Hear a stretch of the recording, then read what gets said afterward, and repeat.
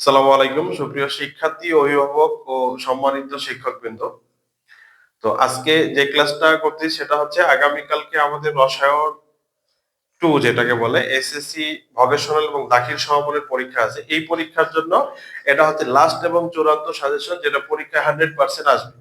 আমরা এর আগে একটা ভিডিও দিয়েছি যেখানে প্রথম দুইটা ক্লাস ছিল, দুইটা অধ্যায় ছিল। আজকে যেটা আলোচনা করা হবে সেটা হচ্ছে চারটা অধ্যায় এই ক্লাসের মধ্যে থাকবে ইনশাল্লাহ। এই ক্লাসটা যদি শুরু থেকে শেষ পর্যন্ত অধ্যায় ভিত্তিক দেখে প্রত্যেকটা অধ্যায় থেকে সে 100% কমন পায়। যেমন প্রথম অধ্যায় আমাদের আছে, প্রথম অধ্যায় হচ্ছে তৃতীয় অধ্যায়, দুইটা ক্লাসের আগে দেওয়া হয়েছে। এটা হচ্ছে তৃতীয় নম্বর অধ্যায়, এসিড ক্ষার সমতা।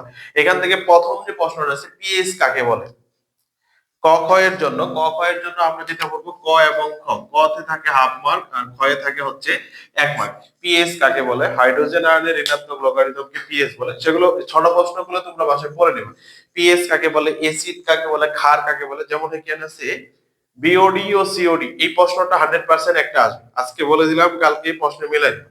একটা হচ্ছে 100% বিওডি এবং সিওডি কাকে বলে। এবং এখানে আছে আমাদের তেঁতুলে কোন অ্যাসিড থাকে, লেবুতে কোন অ্যাসিড থাকে, এবং ফিটকিরি মোস্ট ইম্পর্টেন্ট যেটা ফিটকিরির সংকেত। ফিটকিরি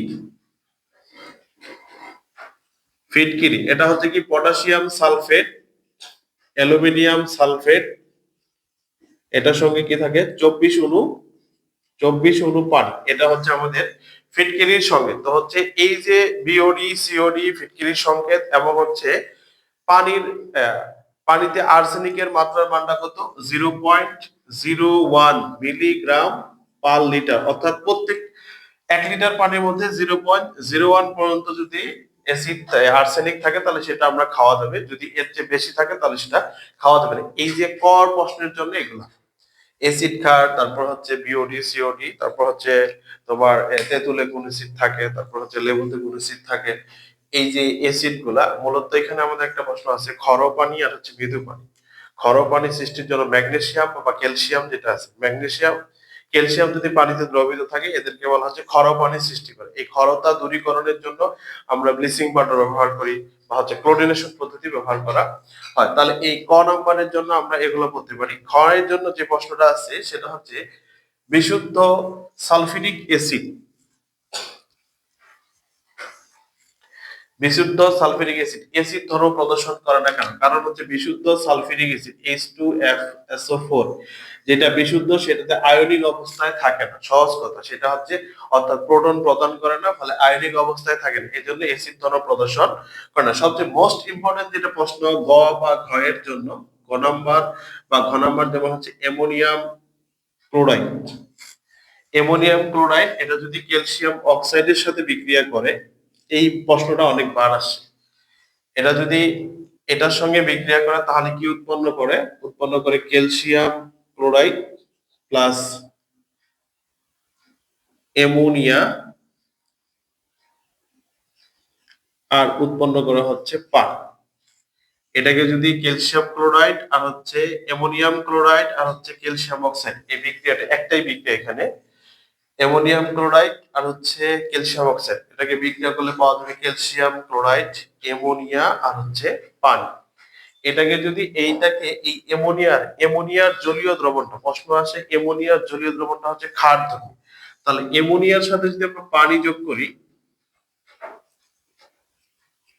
তাহলে কি হবে, অ্যামোনিয়াম হাইড্রোক্সাইড। এই অ্যামোনিয়াম হাইড্রোক্সাইডটা হচ্ছে ক্ষার ধর্মী। কি ধর্মী? ক্ষার ধর্মী। যদি প্রশ্নে বলে যে এই বিক্রিয়ায় উৎপন্ন গ্যাস উৎপন্ন, এটা হচ্ছে অ্যামোনিয়া, এই অ্যামোনিয়াটা হচ্ছে ক্ষারধর্মী, এটা প্রশ্নে দেওয়াই থাকবে শুধু এই লাইনটা, অ্যামোনিয়াম ক্লোরাইড অ্যামোনিয়ার পানি। এটা অ্যামোনিয়া পানির সঙ্গে বিক্রিয়া করে কি উৎপন্ন করবে, অ্যামোনিয়াম হাইড্রোক্সাইড।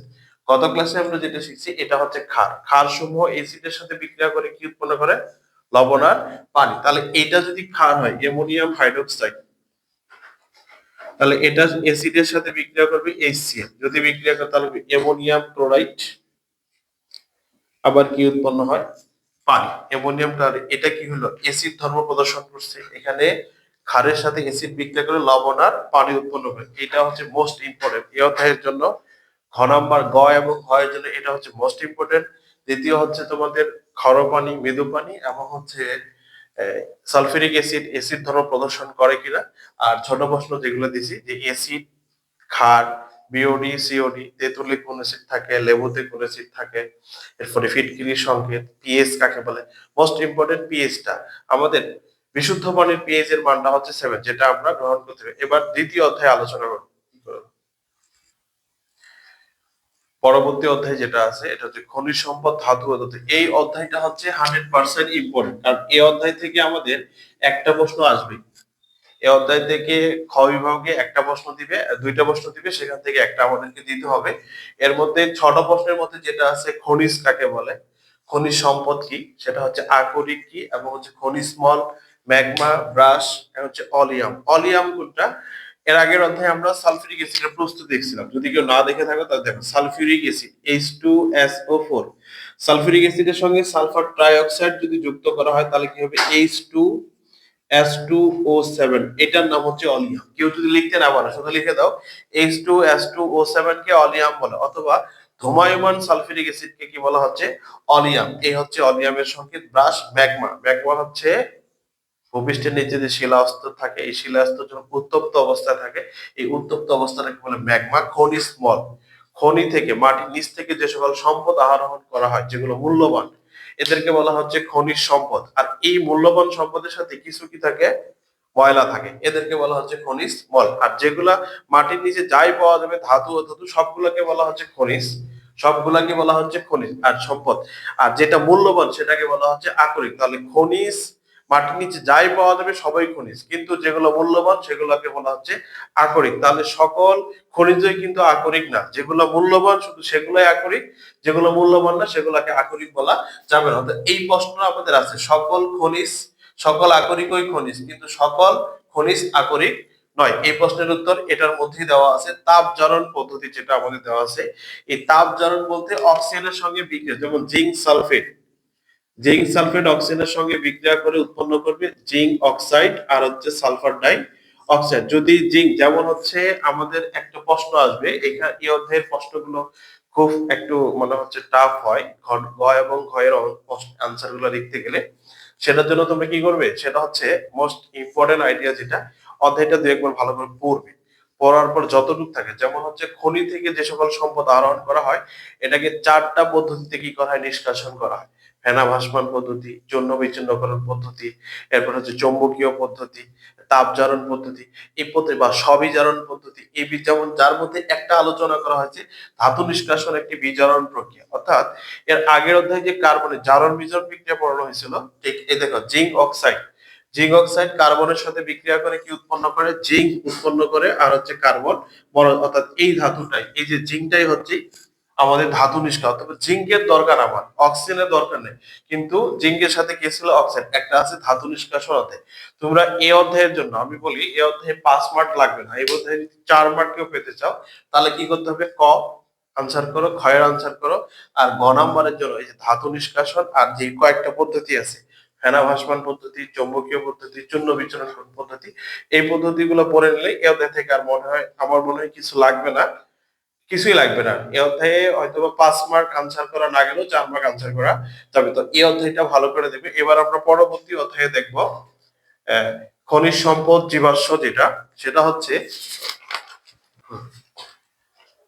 এই অধ্যায়টা হচ্ছে আমাদের খনিজ সম্পদ জীবাশ্ম 11তম অধ্যায়, যে অধ্যায়ের জন্য অনেকেই বলছিল স্যার এই অধ্যায়ের ক খ গ তে কিরকম প্রশ্ন আসতে পারে। তো তোমাদের জন্য বলছি আমি 100% দিয়েই বলি, এখন এগুলাই পড়বা। কালকে যেহেতু পরীক্ষা, এই ভিডিওটা দেওয়া খুব দেরি হয়ে গেছে, অনেক আগে দেওয়া দরকার ছিল। যেমন এখানকার প্রথম প্রশ্নটা যেটা হচ্ছে হাইড্রোকার্বন কাকে বলে?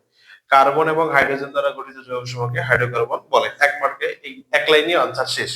হাইড্রোকার্বনের পরে যেটা আছে, হাইড্রোকার্বনের মূল উপাদান কি? হাইড্রোকার্বনের মূল উপাদান হচ্ছে কার্বন। হাইড্রোকার্বনের মূল উপাদান হচ্ছে কার্বন, এবং কার্বনের, হাইড্রোকার্বন তৈরি করতে কার্বনের সঙ্গে কি যুক্ত থাকে? হাইড্রোজেন যুক্ত থাকে। এরপরে আমাদের যেটা আছে পেট্রোল, তারপর হচ্ছে গ্যাসোলিন, পেট্রোলিয়াম, কেরোসিন, এগুলো যে কার্বন সংখ্যা, এগুলো একটু দেখে নিবা। এরপরে যেটা আমাদের আছে হাইড্রোকার্বনের, এখানে পরে আসছে অ্যালকেন আসে। অ্যালকেন হচ্ছে যে সকল যৌগের মধ্যে কার্বন কার্বন একক বন্ধন বিদ্যমান, এদেরকে বলা হচ্ছে অ্যালকেন। এই অ্যালকেনের একটা সাধারণ সংকেত আছে, অ্যালকেন, এল সাধারণ CnH2n+2। যদি বলে অ্যালকিনের সাধারণ সংকেত কোনটা? অ্যালকিন। এটা সাধারণ সংকেত CnH2n-2, একটু কষ্ট হলেও মনে রাখবা। অ্যালকাইন, এটা হচ্ছে CnH2n। অর্থাৎ এই তিনটা সাধারণ সংকেত, অ্যালকেন, অ্যালকিন, অ্যালকাইন, এই তিনটার সাধারণ সংকেত আমরা এখান থেকে এগুলা আসার সম্ভাবনা সবচেয়ে বেশি আছে। সম্পৃক্ত হাইড্রোকার্বন, অসম্পৃক্ত হাইড্রোকার্বন। সম্পৃক্ত হাইড্রোকার্বন বোঝায় যেটার মধ্যে একক বন্ধন বিদ্যমান, এটাকে বলে সম্পৃক্ত। দ্বিবন্ধন বা ত্রিবন্ধন যৌগকে অসম্পৃক্ত হাইড্রোকার্বন বলে। অ্যারোমেটিক হাইড্রোকার্বন, এক কথায় উত্তরে লিখবেন যে সকল হাইড্রোকার্বন চক্রের মধ্যে বিদ্যমান এদেরকে অ্যারোমেটিক হাইড্রোকার্বন বলে। যেমন অ্যারোমেটিক শব্দের অর্থ হচ্ছে সুগন্ধিযুক্ত। অ্যারোমেটিক শব্দের অর্থ হচ্ছে সুগন্ধিযুক্ত। আমাদের এখানে জৈব যৌগ আছে, কার্বন এবং হাইড্রোজেন দ্বারা গঠিত যৌগ সমূহকে জৈব যৌগ বলে। কার্বন ব্যতীত অন্যান্য যৌগ দ্বারা গঠিত, অন্যান্য মৌল দ্বারা গঠিত যৌগ সমূহকে অজৈব যৌগ বলে। তাহলে জৈব যৌগ, অজৈব যৌগ হয়ে গেল। এখানে আমাদের আছে পলিমারকরণ বিক্রিয়া, অর্থাৎ পলিমারকরণ বিক্রিয়ায় অনেক পলিথিন উৎপন্ন করা হয়। পলিথিন উৎপন্ন বা পলিমারকরণ বিক্রিয়া। ইথিনের অসংখ্য অণু পরস্পরের সাথে যুক্ত হয়ে যে বৃহৎ আকৃতির একটা যৌগ উৎপন্ন করে এটাকে বলে পলিথিন। আর এই বিক্রিয়াটাকে আমাদের বলা হচ্ছে পলিমারকরণ বিক্রিয়া। পলিমারকরণ বিক্রিয়া। এখন এই যে প্রশ্নগুলো আছে এর মধ্যে আছে আমাদের ফরমালিন। ফরমালিনটা কাকে বলে? মিথানেল। যেমন হচ্ছে মিথানেল, মিথানেল এর 40% জলীয় দ্রবণকে বলা হচ্ছে ফরমালিন। আর ইথানোয়িক অ্যাসিডের 6 থেকে 10% জলীয় দ্রবণকে বলা হচ্ছে ভিনেগার। এখানে আরেকটা প্রশ্ন আছে, রেকটিফাইড স্পিড। রেকটিফাইড স্পিড যেটাকে বলে ইথানলের 90% জলীয়, 96% রেকটিফাইড স্পিড। রেকটিফাইড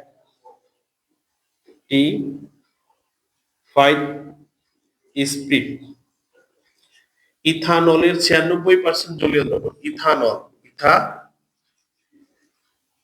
ইথানলের 96% জলীয় দ্রবণকে রেকটিফাইড স্পিড বলে। এই প্রশ্নগুলো যদি আমরা পড়ি, জৈব যৌগের মধ্যে পার্থক্য, সম্পৃক্ত অসম্পৃক্ত হাইড্রোকার্বন, এবং হচ্ছে পলিথিনের বিক্রিয়া, অ্যালকেন কাকে বলে, হাইড্রোকার্বন কাকে বলে, হাইড্রোকার্বনের হচ্ছে প্রস্তুতি আমাদের অনেকগুলোই আছে।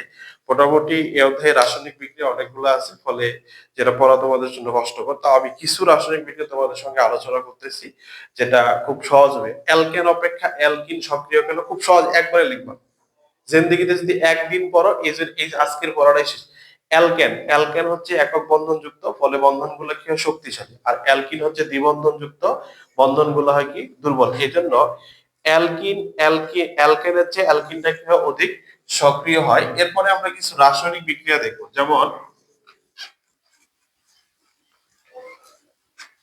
আমরা যদি অ্যালকেনের প্রস্তুতি দেখি, অ্যালকেন প্রস্তুতি, অ্যালকেন প্রস্তুতি আসলে এগুলো তো অনেক দিনের পড়া, একদিনে শেষ করতে হয়। অ্যালকেন প্রস্তুতি যদিও হয় না, যেমন আমি যদি বলি ডিকার্বক্সিলেশন বিক্রিয়া, যদি বুঝে না থাকো বিক্রিয়াটা কয়েকবার করেন, কারণ আমাদের এই খনিজ সম্পদ, জীবাশ্ম এবং আমাদের জীবনের রসায়ন, এই দুই অধ্যায় থেকে সৃজনশীল লাগবে 3টা, দিতে হবে 2টা। যেমন এখানে অ্যালকেনের প্রস্তুতি যেটা, এটার নাম হচ্ছে CH3CAA। সোডিয়াম ইথানয়েড, সোডিয়াম ইথানয়েডকে সোডিয়াম হাইড্রোক্সাইড এর সোডিয়াম হাইড্রোক্সাইডের সাথে বিক্রিয়া করলে কার উপস্থিতি? ক্যালসিয়াম অক্সাইডের উপস্থিতি। ডাইরেক্ট ডাহামস্ত যা আছে তাই। বিক্রিয়া করলে কি পাওয়া যাবে? একটা কার্বন কমে যাবে, ফলে উৎপন্ন হবে Na2CO3। এই বিক্রিয়ার নাম হচ্ছে ডিকার্বক্সিলেশন বিক্রিয়া। উদ্দীপকে দেওয়া ডিকার্বক্সিলেশন, এই বিক্রিয়াটাকে বলা হচ্ছে ডিকার্বক্সিলেশন বিক্রিয়া। বাংলায় কি লিখবেন? সোডিয়াম ইথানয়েডকে ক্যালসিয়াম অক্সাইডের উপস্থিতি সোডিয়াম হাইড্রোক্সাইডের সাথে বিক্রিয়া করলে মিথেন আর হচ্ছে কি পাওয়া যায়? সোডিয়াম কার্বনেট পাওয়া যায়। এটাই হচ্ছে অ্যালকেনের প্রস্তুতি। এটার নামই অ্যালকেন, অর্থাৎ এটার নামই হচ্ছে মিথেন। এখন মিথেনের হ্যালোজেন প্রতিস্থাপন বিক্রিয়া আমাদের পরীক্ষা আসে। মিথেন এর সাথে ক্লোরিনের বিক্রিয়া, ক্লোরিনের বিক্রিয়া। মিথেন, এই একটা মিথেনের চারপাশে কয়টা হাইড্রোজেন আছে? 4টা। প্রথমে একটা হাইড্রোজেন সরে যাবে, এখানে যুক্ত হবে 3টা, আর একটা ক্লোরিন এখানে যুক্ত হবে। এখান থেকে একটা হাইড্রোজেন সরে যাবে, এখানে একটা ক্লোরিন, এখানে দুইটা ক্লোরিন, এই যে ক্লোরিন ক্লোরিন আমি বোঝাই লিখি, একটা যুক্ত হবে আর একটা হাইড্রোজেন এদিকে কি আসবে, চলে আসবে। তাহলে এখানে কি হলো, CH3HCl আর এখানে যুক্ত হবে HCl। অনুরূপ ভাবে পরের বিক্রিয়াটাতে কি হবে, এটার সাথে CH3Cl প্লাস CH2, আবার এখান থেকে একটা হাইড্রোজেন চলে যাবে, তাহলে কি হবে CH2Cl2HCl। আচ্ছা, এই বিক্রিয়াটা আমাদের ততক্ষণ চলতে থাকে 4 বার। এতক্ষণ করার দরকার নেই, সহজ কথা। যদি কেউ বলে যে মিথেনের সাথে ক্লোরিনের বিক্রিয়া করো, মিথেনের সাথে যদি আমরা ক্লোরিনের বিক্রিয়া করি, ডাইরেক্ট বিক্রিয়া করবো, এটা মিথেন ক্লোরিনের সাথে বিক্রিয়া করে, এখান থেকে একটা হাইড্রোজেন সরে যায়, CH3Cl আর কি উৎপন্ন হয়, HCl। বিক্রিয়া শেষ, মিথেনের সাথে ক্লোরিনের বিক্রিয়া শেষ। এইবারে আমরা আরো দুইটা ইম্পর্টেন্ট বিক্রিয়া দেখবো এই অধ্যায়ে, লাস্ট। এটা একটা বিক্রিয়া, এটা কটা গেল, দুইটা। এবার আরেকটা বিক্রিয়া দেখবো, সেটা হচ্ছে ইথানল থেকে ইথিন প্রস্তুতি। ইথানল থেকে ইথিন প্রস্তুতি, ইথিন প্রস্তুতি। ইথানলটা কি, CH3 bond CH2 bond OH। এটা তোমাদের প্রশ্ন দেওয়া আছে, নাম না জানলেও মনে করবেন এটা কি ইথানল। ইথানলটা কি হবে, গাঢ় সালফিউরিক অ্যাসিড, গাঢ় সালফিউরিক অ্যাসিড অথবা অ্যালুমিনিয়াম অক্সাইড এর উপস্থিতিতে বিক্রিয়া করে, এখান থেকে এক অণু পানি অপসারিত হয়ে কি উৎপন্ন করে, ইথিন। এটার ক্রিয়া কৌশল আর আলোচনা করলাম না। আলোচনা কেন করলাম না, কারণ সামনে কালকে পরীক্ষা, আজকে ক্রিয়া কৌশল আলোচনা প্র্যাকটিস করার দরকার নেই। 3-4টা বিক্রিয়া আছে, বিক্রিয়াগুলো বাসায় 1 ঘন্টা ধরে প্র্যাকটিস করবে। 1 ঘন্টা প্র্যাকটিস করলে কালকে পরীক্ষা পর্যন্ত লেখা যাবে। কালকে পরীক্ষা পর্যন্ত লিখতে পারলে তোদের মক্কা মদিনা পার হয়ে যাবে। তাহলে এই ইথানল থেকে ইথিনের প্রস্তুতি, আবার যদি ইথিন থেকে ইথানল প্রস্তুত করি, ইথিন থেকে ইথানল, ইথানল, তাহলে কি হবে, এই যে ইথিন পানির সাথে বিক্রিয়া করবে, কার সাথে, পানির সাথে। এটা বেশ 300 ডিগ্রি সেলসিয়াস তাপমাত্রায় 60 অ্যাটমসফিয়ার চাপে। তোদের এত কিছু লেখার দরকার নেই, তোরা লিখবি হচ্ছে উচ্চ তাপমাত্রা ও চাপে, উচ্চ তাপমাত্রা ও চাপে বিক্রিয়া করে কি উৎপন্ন করবে, ইথানল উৎপন্ন করবে। এরপরেও যদি কেউ পড়তে চায়, এরপরে অনেকগুলোই বিক্রিয়া আছে, আসলে বিক্রিয়া অনেকগুলো আছে। আবার ইথিন থেকে ইথেন প্রস্তুত করা যায়। ইথিনের সাথে কি যুক্ত করতে হবে, হাইড্রোজেন। ইথিনের সাথে আমরা যদি হাইড্রোজেন যুক্ত করি, তাহলে একটা হাইড্রোজেন এখানে যুক্ত হবে, একটা হাইড্রোজেন এখানে, তাহলে CH3 বন্ড CH3। এই যে ছিল হচ্ছে রাসায়নিক বিক্রিয়া। কেউ যদি নাও পারেন, ডিকার্বক্সিলেশন বিক্রিয়া, অ্যালকোহল থেকে ইথিন প্রস্তুতি আর ইথিন থেকে ইথেন, এই প্রস্তুতিগুলো দেখে যাবে ইনশাল্লাহ। আর তেমন কোনো কিছু নাই, আছে তো অনেক কিছু। এই অধ্যায়ের পড়া 2 মাস পড়লে শেষ হবে না, আজকে এতটুকু পড়লেই, অথবা কালকে দিন প্লাস একটা 100% প্লাস পর মার্ক পাবে। যে ক্লাসগুলা গত ক্লাসে 2টা অধ্যায় দেওয়া আছে, আজকে 6টা, আজকে 4টা, টোটাল 6টা। এই 6টা অধ্যায় যদি এই রুটিনটা, এই সিলেবাসটা, এই সাজেশনটাকে ফলো করে, তাও 25 মার্কে আনসার করতে পারবে। তো পাস মার্ক হচ্ছে 10, প্লাস পাইতে লাগে হচ্ছে 17-18, এখানে 25 মার্কে অ্যান্সার করবে, এর চেয়ে আর কি বেশি চাও। এর পরে অধ্যায়ে আলোচনা করবো, এখন পরে বন্ধ করার দরকার নেই। পরে অধ্যায় হচ্ছে আমাদের জীবনের রসায়ন। এখানে বলি আমাদের জীবনের রসায়ন, এটা খুব সহজ অধ্যায়।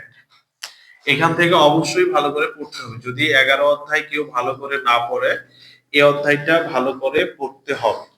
আমাদের জীবনে রসায়ন, এই অধ্যায়টা খুব ভালো করে পড়তে হবে। তাহলে আমাদের জীবনে রসায়ন পড়তে হলে প্রথম যে প্রশ্নটা আসে, সেটা হচ্ছে খাবার লবণের সংকেত কি। খাবার লবণ এর সংকেত কি, সংকেত কি, সোডিয়াম ক্লোরাইড, সোডিয়াম ক্লোরাইড। দ্বিতীয় হচ্ছে ফুড প্রিজারভেটিভ কাকে বলে, food preservative, food preservative,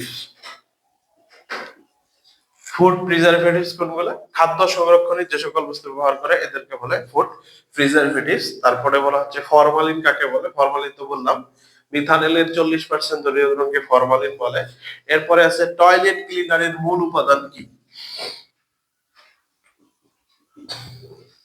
toilet ক্লিনারের মূল উপাদান হচ্ছে সোডিয়াম হাইড্রোক্সাইড। যদি বলে গ্লাস ক্লিনারের মূল উপাদান কি, গ্লাস ক্লিনারের মূল উপাদান কি, অ্যামোনিয়া, NH3। এই প্রশ্নগুলো, এই চারটা প্রশ্ন দেখা যায়, চারটা প্রশ্ন 100% পরীক্ষায় যেগুলো একটা আসবে। খাবার লবণের সঙ্গে সোডিয়াম ক্লোরাইড, ফুড প্রিজারভেটিভ কাকে বলে, টয়লেট ক্লিনারের মূল উপাদান, গ্লাস ক্লিনারে কি আছে, মূল উপাদান। এরপরে যেটা আছে আমাদের কোমল পানি। কোমল পানি কোনটা, কোমল পানির মূল উপাদান কি, কোমল পানি, কোমল পানি, কার্বনিক অ্যাসিড H2CO3। এরপরে যেটা আছে আমাদের bleaching powder, bleaching powder, bleaching powder, bleaching powder, এটা হচ্ছে কি ক্যালসিয়াম হাইপোক্লোরাইড। এই যে হচ্ছে, এই যে প্রশ্নগুলো দেওয়া আছে, এর বাইরে আশা করা যায় কিছু আসবে না। যদি আসে তাহলে কে যে প্রশ্ন করবে এক আল্লাহ জানে, তবে আশা করা যায় কেউ আসবে না। যেমন হচ্ছে গ্লুকোজের সংকেত, গ্লুকোজ C6H12O6। তাহলে কি হলো, খাবার লবণের পড়া তো এই ভিডিও দেখতে দেখতেই পড়া হয়। খাবার লবণের সঙ্গে ফুড প্রিজারভেটিভ, খাদ্য সংরক্ষণের যে সকল দ্রব্য ব্যবহার করা হয় তাকে বলা হয় ফুড প্রিজারভেটিভ। টয়লেট ক্লিনারের মূল উপাদান সোডিয়াম হাইড্রোক্সাইড, গ্লাস ক্লিনারের মূল উপাদান অ্যামোনিয়া, কোমল পানির মূল উপাদান carbonic acid, bleaching powder CaOCl HCl। তারপর হচ্ছে গ্লুকোজের সংকেত হচ্ছে এটা। এরপরে যেটা আমাদের আছে, সাবান কাকে বলে বা সাবান কি, সাবান হচ্ছে উচ্চতর ফ্যাটি অ্যাসিডে সোডিয়াম বা পটাশিয়ামের লবণ। শেষ। সাবান উচ্চতর ফ্যাটি অ্যাসিডে সোডিয়াম বা পটাশিয়ামের লবণ। আর যে গ্লিসারিন কি, গ্লিসারিন হচ্ছে সাবান থেকে উৎপন্ন করে, এটা আমি দেখাচ্ছি। এরপর হচ্ছে ডিটারজেন্ট, ডিটারজেন্ট হচ্ছে দীর্ঘ কার্বন শিকল বিশিষ্ট একটা হচ্ছে অ্যালকেন, যেটা সালফিউরিক অ্যাসিডের সাথে বিক্রিয়া করে কি হচ্ছে ডিটারজেন্ট তৈরি করা হয়। সাবানের যে ডিটারজেন্টের কার্যকারিতা বেশি, তার প্রশ্ন পড়বে দুইটা, একটা যে সাবান ও ডিটারজেন্টের মধ্যে পার্থক্য, একটা হচ্ছে তোমার সাবান ডিটারজেন্টের মধ্যে, একটা হচ্ছে সাবান এবং ডিটারজেন্টের ময়লা পরিষ্কারের কৌশল। এই প্রশ্নটা খুব ভালো করে পড়বে। সাবান এবং ডিটারজেন্টের পরিষ্কার করার কৌশল, এটা পরীক্ষায় আসার সম্ভাবনা সবচেয়ে বেশি আছে এটা। এরপরে এই ছোট প্রশ্ন তেমন কিছু আর নাই। এরপরে আছে আমাদের ভিনেগার, কিভাবে তৈরি করা হয় ভিনেগার, খাদ্য সংরক্ষণে ভিনেগারের ভূমিকা, খাদ্য সংরক্ষণে ভিনেগারের ভূমিকা, এর ভূমিকা ও প্রস্তুতি, এই প্রস্তুতিটা করা হয় অ্যালকোহলকে, অ্যালকোহল মানে অ্যালকোহল তৈরি করা হয়, এটাকে অক্সিজেনের সাথে অ্যাসিডোব্যাক্টর প্রভাব করে, অ্যাসিডোব্যাক্টর এর উপস্থিতি বিক্রিয়া করলে কি পায়, ইথানোয়িক অ্যাসিড পাওয়া যায়। এই ইথানোয়িক অ্যাসিডের 6 থেকে 10% জলীয় দ্রবণকে বলা হচ্ছে ভিনেগার। আরেকটা প্রস্তুতি আছে অ্যামোনিয়া, অ্যামোনিয়া, অ্যামোনিয়া, নাইট্রোজেন ও hydrogen, 1 mole nitrogen 3 mole hydrogen পরস্পরের সাথে বিক্রিয়া করে অ্যামোনিয়া উৎপাদন করে। শেষ, তোকে কিছু লেখা দরকার নেই। 1 মোল নাইট্রোজেন 3 মোল হাইড্রোজেন পরস্পরের সাথে বিক্রিয়া করে অ্যামোনিয়া উৎপন্ন করে। এরপরে আছে ইউরিয়া সারের সংকেত, ইউরিয়া, ইউরিয়া সার, এর সংকেতটা হচ্ছে এই পাশে দিবি NH2, এই পাশে দিবি NH2, মধ্যে দিবি CO, এটা হচ্ছে ইউরিয়া। NH2 NH2 দুই পাশে বন্ড দিয়ে কি হয় হোক না, এটাই হচ্ছে তোমার ইউরিয়া। এরপর লাস্ট প্রশ্ন যেটা আছে, গত ক্লাসে করছিলাম, আরেকবার করি, সালফিউরিক অ্যাসিডের প্রস্তুতি, H2S প্রস্তুতি, H2SO4 প্রস্তুতি। প্রস্তুতিটা যেটা আসে সেটা হচ্ছে সালফার অক্সাইডের সাথে বিক্রিয়া করে সালফার ডাইঅক্সাইড, এই সালফার ডাইঅক্সাইড আবার অক্সিজেনের সাথে বিক্রিয়া করে সালফার ট্রাইঅক্সাইড, এই সালফার ট্রাইঅক্সাইড পানির সাথে বিক্রিয়া করলে উৎপন্ন করে সালফিউরিক অ্যাসিড। লিখতে পারবি না, একদিনে এলসি আর কি সহজ করে বলবো, ভিতরে তো অনেক কিছু আলোচনা আছে। এই সালফিউরিক অ্যাসিডকে, এই সালফিউরিক অ্যাসিডটা H2SO4, এই sulphuric acid sulphur try oxide এটার সাথে বিক্রিয়া করে H2S2O7 কি উৎপন্ন করে, এটার নাম হচ্ছে অনিয়াম। গত অধ্যায়ে যেটা আলোচনা করলাম, তো এই হচ্ছে আলোচনা। অল্প সময়ের জন্য। যাদের প্রিপারেশন একবারেই নাই তারা এই ক্লাসগুলো দেখতে পারো, আর যাদের প্রিপারেশন খুব ভালো তারাও এই ক্লাসগুলো দেখতে পারো। তোমাদের সবারই উপকার হবে। আশা করি তোমাদের জন্য এই কষ্ট করা সবগুলা 4টা অধ্যায় একসঙ্গে রেকর্ড করা, পরীক্ষা দেওয়ার পরে অবশ্যই কমেন্ট বক্সে জানাবে ক্লাসটি কার কতটুকু, যদি এক এক মার্কের জন্য কেউ উপকৃত হয় তাহলে অবশ্যই কমেন্ট বক্সে জানাবে যে ক্লাসটি কার কতটুকু উপকার হয়েছে। যদি এরকম হয় তাহলে পরবর্তীতে আরো ক্লাস দেওয়া হবে। ধন্যবাদ সবাইকে।